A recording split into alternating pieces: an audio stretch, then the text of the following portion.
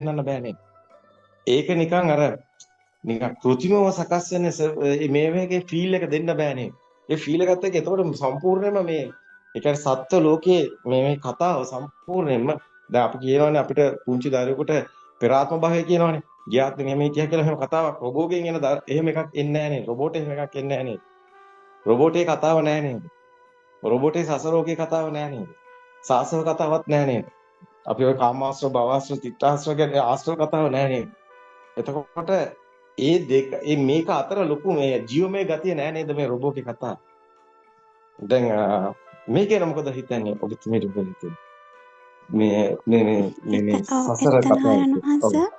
ඔව්. දැනන විදිහට දැන් AI වලින් එතන මේ කොයිතරම් උත්සාහ කරත් කවදාවත්ම මේෂකේ ජීවත් වෙන ජීවියෙක් නිෂ්පාදනය කරන්න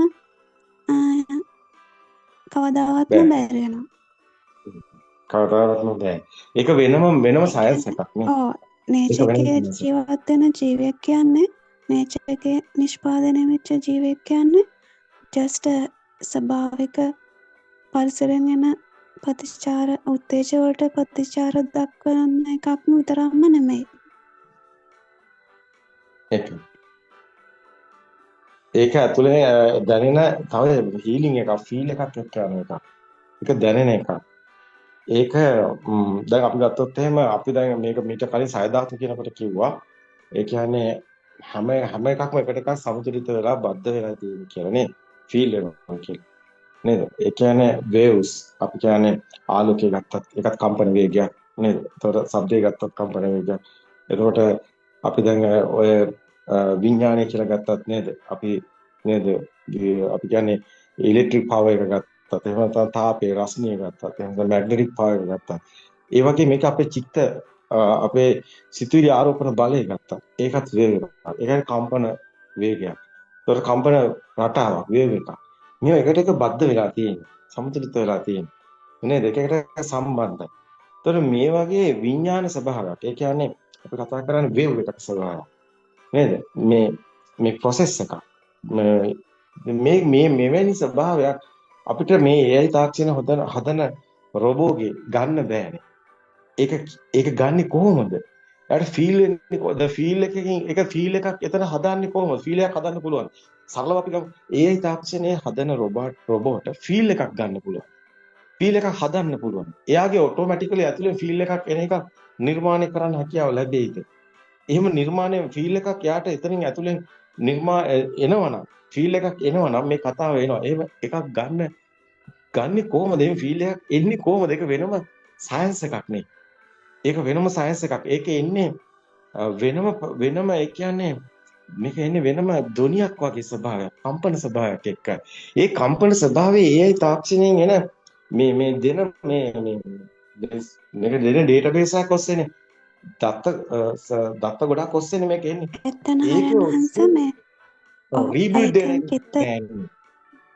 එතන මේ ඒකද දැනන විදිහට එතන මේ අනිවාර්යයෙන්ම ෆීල් එකක් වෙන නම් චිත්ත කම්පන නිෂ්පාදනය කරන්න හැකියාවක් එන්න ඕනේ. චිත්ත කම්පන නිෂ්පාදනය වෙන්න ඕනේ. ඔටෝමැටිකලි ඇතුලේ නිෂ්පාදනය වෙන්න ඕනේ. අර චිත්ත කම්පන නිෂ්පාදනය වුණොත් විතරයි මේ නේශකත් එක්ක ඉන්ටරැක්ට් කරන්න පුළුවන් වෙන්නේ. ඒ කම්පන වලින්. එතකොට තමයි දැනෙන ස්වභාවය එන්නේ. නේශකත් එක්ක තියෙන ගනුදෙන තමයි දැනෙන ස්වභාවය එන්නේ. ඒක මේ කටින් එහෙම ඇස් වලින් ඒක විතරක් නෙමෙයි. චිත්ත කම්පන වලින් තියෙන ඒ ගනුදෙන එන්නේ මේ ෆීල් එක එන්නේ විදියට. ඒක තමයි ඒක ඇතුලේ ඒක මේ ඒ කියන්නේ ඒක ඩේටා වලින් එන එකක් නෙමෙයි ඇතුලෙන්ම නිර්මාණය වෙනව නේද ඔටෝමැටිකලිම. ඒක නිකන් අර ඒක ක්‍රියේට් වෙනව නේද අර ෆීල් එක. ඒ කියන්නේ ඒක අපිට දැනෙන එකක් නේද. ඒක මේ ෆීල් එකට තියෙන අර චිත්ත කම්පන ග්‍රහණය කර හැකියාවයි උදාහරණ හැකියාවයි තියෙන ෆීල් එකේ. ඒකට ඇතිවෙන්නේ නැහැ මේ රොබෝට් දැනෙන. හැබැයි ඒ ෆීල් එකත් එක විදිහට තියෙන එකක් නෙමෙයි වෙනස් වෙන එකක්. විපරිණාම. ස්වභාවයක් තියෙනවා. ඒ කියන්නේ එක විදිහකට තියෙන එකක් නෙමෙයි. දැන් අපි ෆීල් එක අපිට ෆීල් වෙනවා. අපිට දැනෙනවා. ඒක හරි. එතකොට මේ කියන එකේ මොනවද තියෙනවා නම් ඒකත් කතා කරන්න කමක් නැහැ. ආදාස කියන එකේ ඔබතුමීට දැනෙන මොන හරි දෙයක් තියෙනවා නම් ඒකත් කතා කරන්න. මොකද මෙතනදී ගොඩක් වැදගත් වෙනවා මේ සයන්ස් එක වැදගත්. ඒ කියන්නේ මේ ෆීල් එක දැන් අපිට දැනෙනවානේ. අපිට ෆීල් වෙන එකක් නේ. ෆීල් එක දැනෙන එකක්. ඒකට අපිට මේක ෆීල් වෙනවා. මේක මෙහෙමයි කියලා ෆීල් වෙනවා. ෆීල් එක කියන්නේ දැනෙන එක නේ. ඒක විපරිණාම ගැන කතා කරන්න බෑ. ඒක දැනෙන එකක්. ඒක දැනෙන එකක් නේ. ඒක දැනෙන. දැන් ඔය මේ ඇස්වලින් කියන්නේ ෆයිව් සෙන්සස් තියෙනවානේ. ඒවෙන් බාහිර පරිසරයත් එක්ක තියෙන ගනුදෙනු තිබ්බත් ඒකට ලොකු බලයක් ඇති වෙන්නේ නැති වෙනකොට තමයි ෆීල් එකට බලයක් එන්නේ. ඒක ෆීල් එක ගොඩක් දැනෙන එක වෙන්නේ.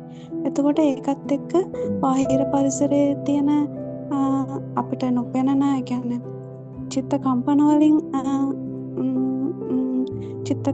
වලින් හෝමාරු කරගන්න ග්‍රහණය කරගන්න ඒවට ඒක තමයි දැනෙන ස්වභාවය වෙන්නේ. ඒක වැඩි වෙනවා අරක මේ ෆයිව් සෙන්සර්ස් වල තියෙන මේ ඒවට ලොකුට ගැටෙන්න එක අඩු වෙනකොට අරක වැඩි වෙලා ඒක හැකියාවගේ තමයි එහෙම තමයි ඒක කියන්න වෙන්නේ. මයින්ඩ් එක හැමතිස්සෙම ෆීල් එක වැහෙනවා මේ මයින්ඩ් එක වැඩි වෙනකොට. ඒකට හේතුව මයින්ඩ් එක හැමතිස්සෙම අර සිතුවිලි ඒක සෙන්සර්ස් වලින්ම හැදෙන එකක්. සෙන්සර්ස් වලින්ම හැදෙන එකක්. එතකොට දැන් අපි මයින්ඩ් එක එන්නේ ආයතන වලින්ම සකස් වෙන මේ ශබ්ද වර්ණ වලින්ම එකතු වුණු සිතුවිලි වලින්නේ. එතකොට ඒක අපිට දෙනවනේ මේ පුටුව, මේ අම්මා, මේ තාත්තා, මේක හොඳයි, මේක නරකයි, මෙහෙම කියලා අපිට දෙනවනේ ඒකේ අපිට. උදාහරණයක් විදිහට දැන් හිතන්නකෝ මිනිස්සෙක් මොන හරි කියන්න උත්සාහ කරනවා කියලා ඉස්සරහට ඇවිල්ලා එයා මේ දැන් කටින් කියනවා මම මේවා කියලා මොන හරි ආදයක් කියන්න උත්සාහ කරනවා. මොන හරි බොරුවක් කියනවා කියලා හිතන්නකෝ. ඒත් එයාට බොරුවක් කියන එක නෙමෙයි අවශ්‍යතාවය යාගේ. දැන් මොන හරි දෙයක් කියනවා කියලා වගේ දෙයක් නම් ඇත්තටම දැන් මෙතන S2 කින් එක බලලා කනකින් අහලා එයා කියන එක තේරුම් ගන්න එයා මේක තමයි කිව්වේ කියලා තේරුම ගත්තට අර දැනෙන ස්වභාවයක් නෑ. මෙයා මෙහෙම කෙනෙක් නෙමෙයි. මෙයා කියන්නේ මේක නෙමෙයි. අන්න ඒක තමයි මේ චිත්ත කම්පන වලින් ග්‍රහණය කරගන්න ඕමාරු කරගන්න එක. එයා කටින් ඇස් වලින් රංගපාල මොනවා කිව්වත් අරක තමයි ඇත්ත ස්වභාවය. ඒක තමයි මේ ෆීල් එකෙන් එන හෝමාරුව. දැන් ඒක නැහැ රොබෝ කෙනෙක්ට. දැන් ඔය මං කිව්ව ඇස් වලින් බලලා ඒවත් තීරණය කරගන්න එක මේ ධර්ම මාර්ගයේ දිගට යනකොට අර ඒ හැකියාව වැඩි වෙනවා. එයා කටින් එහෙම මොනවා කිව්වොත් එයාගේ දැනෙන කෙනෙක්ව දැනෙන ස්වභාවය වැඩි වෙනවා. ඒක තමයි අපිට නොපෙනෙන චිත්ත කම්පන වලින් එන හැකියාව දැනෙන එක.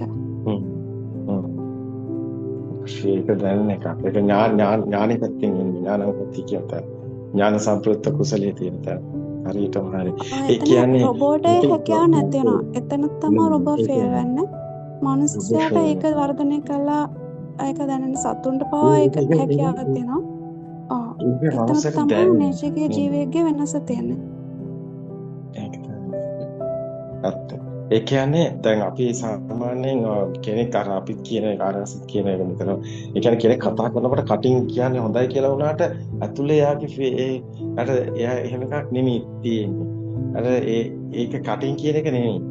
යා මොකද උඩින් මොනවා කතා කරත් යටින් යාගේ ඇතුලෙන් දැනෙන එක අනිත් කෙනාට දැනෙනවා. මෙයා මේ කිව්වට මෙයා මේ නෙමෙයි. මෙයාට මෙයා ඇත්තට මේ එකක් නෑ. මෙයා කියන තරම් මේකෙදී යාට මේකට වන්දුවක් නෑ. යාර කටින් පෙන්නන හම්ස මයින්ඩ් එකෙන් පෙන්නව නෑ මං කැමතියි මගේ ප්‍රශ්නයක් නෑ මෙහෙමයි කියලා. අපේ යටින් අපිට දැනෙනවා මේක ඇත්ත නේද? මෙහෙමයි කියලා. ඒක තමයි හරි නේද? ඒක අපිට ගන්න බෑ කිසිම වෙලාවක මේ ඔය රොබෝ කෙනෙකුට ගන්න බෑ ඒක. මොකද ඒක ප්‍රඥාව තියෙන පැත්තෙන් එන්නේ නේ විස්ඩම් එක පැත්තෙන් එන්නේ. ඒක දැනෙන එකක්. ඒක කියන එකක් නෙමෙයි. දැන් මයින්ඩ් එකෙන් ඕන දෙයක් අපිට කියත හැකි නේ. බොරුවක් වුණත් කියත හැකි. නමුත් අපිට දැනෙනව නේද මේක මෙහෙම කියන්නේ. දැනෙනව ඒක ගන්න බෑ. ඒක අර මෙහෙමකින් ගන්න බෑ නේ.